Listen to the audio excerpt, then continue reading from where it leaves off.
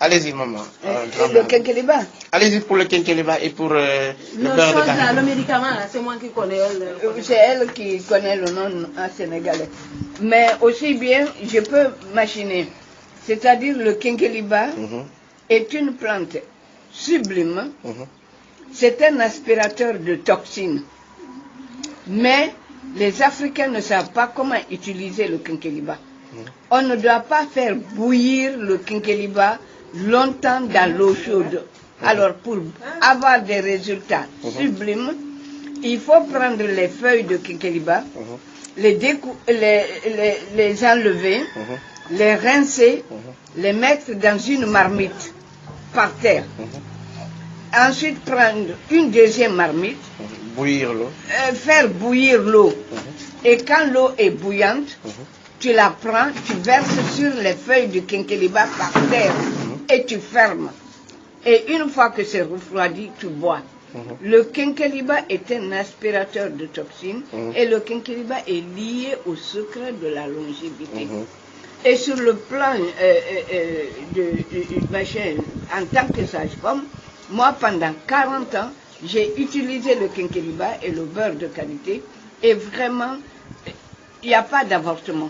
Il n'y a pas d'accouchement prématuré et il y a des césariennes qui sont évitées liées à l'hypertonie utérine. Les gens ne savent pas comment utiliser les plantes. La plante pour le diabète, vraiment, il donne un résultat sublime. Il ne faut pas faire bouillir la plante. Il faut la prendre, la découper, etc., comme le quinqueliba. Mettre tu laves comme les feuilles de quinqueliba et machin, et puis tu fais bouillir de l'eau. C'est que l'eau bouillante que tu prends, que tu verses dans la deuxième marmite du quinqueliba ou machin, et tu fermes. Et une fois que c'est refroidi, tu as des résultats sublimes. Mais il ne faut pas faire bouillir, parce que si tu fais bouillir le quinqueliba ou cette plante longtemps, tous les principes actifs de la plante disparaissent. Okay. Vous avez une fois vécu cette expérience avec cette plante? Par exemple, le diabète. Vous étiez diabétique? Oui, je suis diabétique et j'ai eu des résultats sublimes. Le nephrologue ici était dépassé. Le médecin à Bordeaux était dépassé de la chute du diabète. Et moi, je peux vous assurer qu'aujourd'hui, mon diabète a pratiquement disparu. J'attends les urines qui vont me confirmer que je ne suis plus diabétique.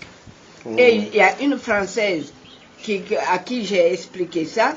Elle est venue me dire que son diabète a chuté. Ah non, c'est sublime. Mais voilà, c'est parce que les gens ne savent pas utiliser les plantes. Et pour le beurre de karité? Alors, le beurre de karité est à la peau ce que le lait maternel est à l'enfant. Un enfant à qui on donne, on utilise, on badigeonne le premier jour de la naissance, on met ça à l'enfant, jusqu'à l'âge de 10 ans, 15 ans, c'est le seul enfant qui n'ira pas à l'hôpital. Le quinqueliba est lié, le beurre de karité est un secret du Coran. C'est dans le Coran. C'est une plante bénie par Dieu.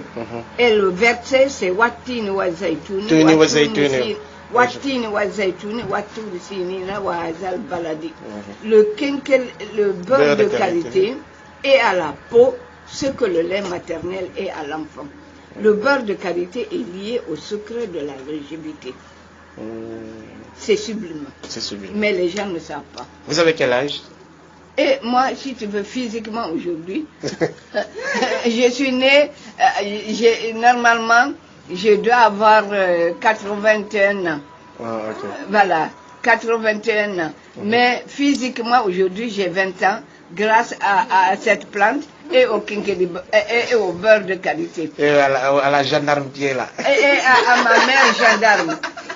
Et à la mère gendarme. Merci maman. Voilà. Merci.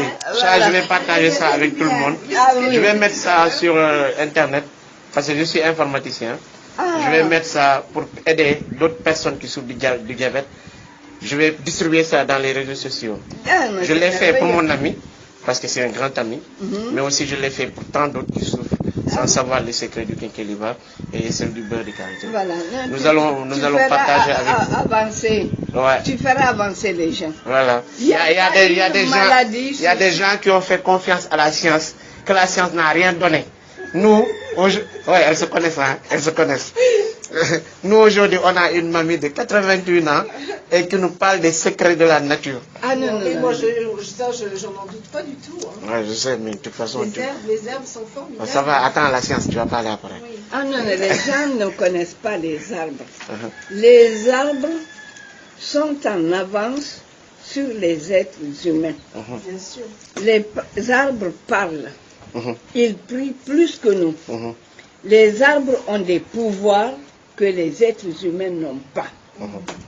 C'est-à-dire que quand tu te places sous un arbre, l'arbre sait tout de suite si tu es quelqu'un de valable ou si tu es un imbécile. Alors si tu es un imbécile, que tu cueilles une feuille, une branche, n'importe quelle pour soigner, la plante transforme les principes actifs, tu n'auras pas de résultat. Et si tu es quelqu'un de valable, la plante fera tout pour que le malade guérisse. Parce que les plantes ont quelque chose que les êtres humains n'ont pas. Tous les matins, les plantes remercient Dieu d'avoir créé la terre. Les plantes remercient Dieu d'avoir créé l'eau. Les plantes remercient Dieu d'avoir créé le soleil. Ils remercient Dieu d'avoir créé tous les éléments qui leur permettent de s'épanouir. Est-ce que les êtres humains sont reconnaissants? Non. Les égarés de la planète, c'est ceux qui détruisent les autres. Ouais. Alors on est les perdants. Merci. On est- Attends, prends-nous en photo. On est les perdants. Prends-nous en photo avant que je donne le secret. On est les perdants parce qu'on n'est que de passage sur cette terre. Et on détruit tout. L'éternité, c'est de l'autre côté et le coffre-fort n'a jamais suivi et ne suivra pas le corbillard. Ah, Donc que c'est les beau. perdants, c'est les égarés de la planète.